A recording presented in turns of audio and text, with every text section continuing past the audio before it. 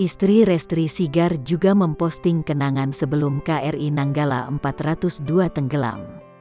Saat itu Ressa diantar istri untuk berlayar. Dalam perjalanan, sang istri sempat merekam tingkah kocak Letda Ressa Tri Sigar.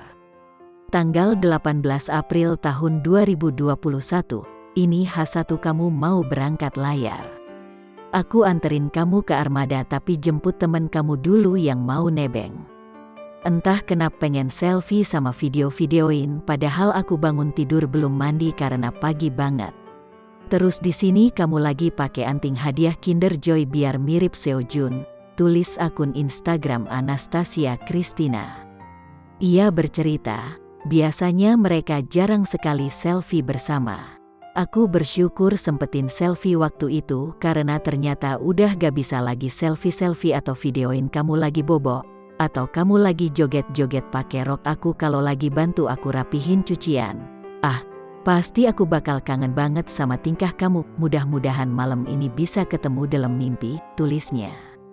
Anastasia Christina pun menulis kebanggaannya telah mantu dan istri dari dua pahlawan tersebut. Aku bangga jadi menantu dan istri dari dua pahlawan ini, tulisnya di Instastory. Selain itu, ia juga menulis hal lain. Sayang, kamu kehilangan papi kamu waktu umur kamu belum genap 3 tahun. Sekarang kamu udah mendahului abang-abang kamu buat nyusul papi duluan ya, tulisnya di Instastory.